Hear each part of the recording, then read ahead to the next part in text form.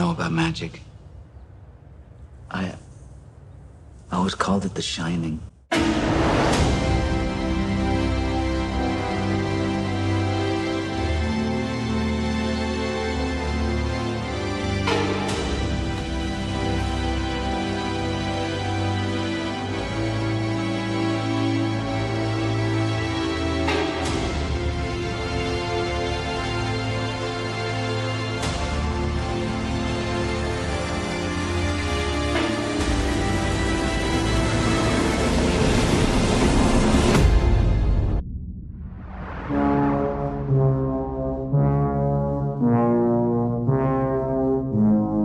Hello everyone, hope you're all enjoying your day today. I would like to apologize if my voice sounds a little raspy or I have a lot of voice cracks. It's because I've been recording non-stop, because since my parents are gone and they don't know I have a YouTube channel, I'm going to record as many times as I can for a video because, you know, I love making YouTube videos. It's like therapy.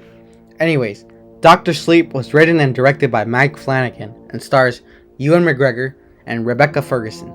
The film continues the story of Stanley Kubrick's The Shining. Dan Torrance, now as an adult, must protect a young girl with similar powers from a cult known as the True Knot, whose members prey on children who possess The Shining to extend their own lives. Now, this film came out in November 2019 and has positive reviews. The problem is that it bombed at the box office. It could be for various reasons. I like to think that maybe it's because people didn't know this was The Shining sequel, mainly because the title Dr. Sleep. But I guaranteed it would have made more money if they called it The Shining 2, which I'm glad they didn't. So, I saw the theatrical version during the pandemic and I really liked it. However, I'm reviewing the director's cut, which is 3 hours long. In my opinion, the director's cut is an improved version of an already fantastic movie.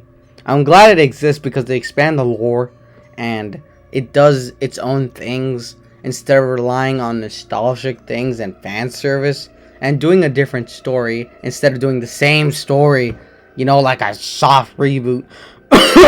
Force Awakens. My bad, everyone. It seems that I have a cough. So, about the movie, I don't have many big negatives. If I had to nitpick one, it would be that I wish the villains were a little bit more interesting, mainly because the main characters are so fucking good. So it brings me to my biggest positive with this movie. The characters. The characters are so very well written. Dan Torrance's arc is really sad but very rewarding to the audience member. You can tell what happened at the Overlook really affected him and Wendy. The reason I say rewarding is because of the way his arc ends in the third act. If you've seen the movie, you understand. But this is a non-spoiler review. Abra Stone is a very good character. She is well written and isn't usually like most child characters in movies. Phantom Menace. Anyway, she isn't annoying and she's actually very helpful in this story. Her arc comes full circle. So the reason I bring up arcs is because I want you to know in those 3 hours the film isn't wasting your time. I also want to add that the film is really slow paced. Kind of like Blade Runner 2049 type slow paced. Honestly, I really like slow-paced movies since it lets you relax and you take in the beautiful atmosphere the film has created for you. As for the cinematography, I thought it looked very nice. You definitely noticed the camera movements, and luckily Mike Flanagan is a good director since there wasn't a bad frame in this movie. But I did want to mention the color grading. Now, if you've seen the trailers, you've seen the different color grading. It's kind of green tintish with a little bit of black. So anyways, the color grading will make or break the movie for you. Honestly, for me, it really didn't bother me that much since it is the way the director wants you to see it. I will see the way he wanted for us to see the movie. So I will always take the side of the director and never the studio, because as I learned from Warner Brothers, they can be very stupid or very oblivious to things. As for this movie, it appears that Mike Flanagan had complete creative control for his movie, and I was just glad because I enjoyed the slow pace and the color grading. It was just a very different movie, and I can appreciate something different rather than just having mindless violence and action set pieces to a story that is very thin And as for the score, it was pretty good. I found it more appealing to my ears. By the way, I have ear problems, but anyways, since The Shining score was very loud, but here it was very, very, very different. You know, sometimes it was like bum bum. It was a little scary, but you know, I appreciated a unique score. There aren't many scares. Hell, there's probably not like any jump scares, but I'm just glad that the scares were the ones they had were pretty scary. Because if there's anything I hate in horror, is that people make you think that, oh, jump scares are the way that horror should always be. No, that's fucking stupid. It's a cheap jump scare. Jump scares don't deserve to be in a horror movie.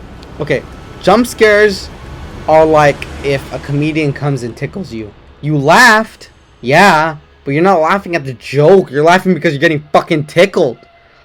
Jump scares are just cheap. And it's a very cheap way of scaring the audience. There are different ways of scaring the audience. And I think this movie does a perfect example of scaring the audience without having some character just ah, you know, it's just, I'm just glad it was different. I'm very sorry if I'm being very loud right now. I'm just since I had the whole room to myself right now and my parents are home, I can talk as loud as possible.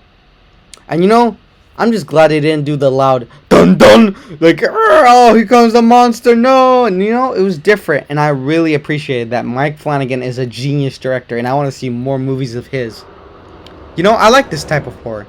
Though some are obviously going to be disappointed. They expect like huge jump scares, like, ah, you know, like the fucking Nun.